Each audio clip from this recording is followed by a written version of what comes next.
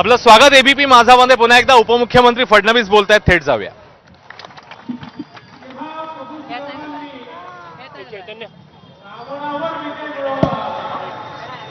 त्यावेळी आम्ही दिवाळी पण साजरी केली, आम्ही घरी पण उभारली, पण आमचे शिला वर्षानुवर्ष शतकानुशतक त्या ठिकाणी विजनवासात होते, वनवासात होते. आणि मला अतिशय आनंद आहे की 22 जानेवारीला प्रधानमंत्री मोदीजींच्या नेतृत्वात अयोध्येमध्ये त्या ठिकाणी त्यांची स्थापना झाली. आणि म्हणून सांस्कृतिक पुनर्जागरणाचं नवीन पर्व आता सुरू झालेलं आहे असं मी म्हटलं तर ते योग्य ठरेल. आता स्वागतांनी सांगितलं की आमची परंपरा काय आहे, आम्ही नववर्ष का साजरं करतो.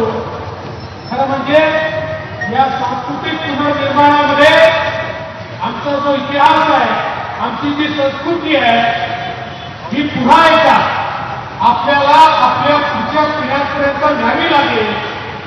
आणि आमचा इतिहास इंग्रजांनी लिहिलेला इतिहास नाही, मोगलांनी लिहिलेला इतिहास नाही, तर जगाच्या पाठीवरची सर्वात जुनी सभ्यता असलेल्या भारताचा इतिहास हा आमचा इतिहास आहे. हे आता आपल्याला निश्चितपणे सांगावं लागेल.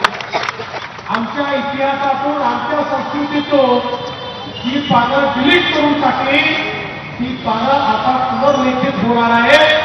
आणि आम्ही पराजित मानसिकतेचे लोक नाही, तर वर्षानुवर्ष विजयविषू मानसिकतेतून संपूर्ण जगाला ज्यांनी मार्गदर्शन केलं, असे आम्ही भारतीय आहोत, असे आम्ही हिंदू आहोत, हे सांगण्याची वेळ आज आलेली आहे. आणि मोदीजींच्या नेतृत्वात नवभारत आज जग पाहतोय.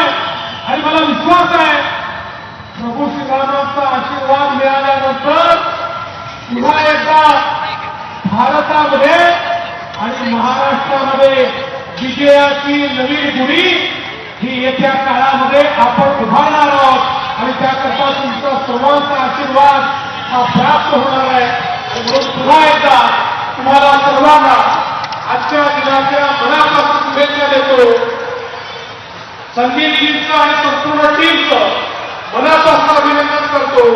आणि जे लोक या ठिकाणी हा जो काही सोहळा आहे हा भव्य करण्याकरता प्रयत्न करतात, अशा सगळ्यांचं अभिनंदन करू की माझे 2 शब्द संपवतो.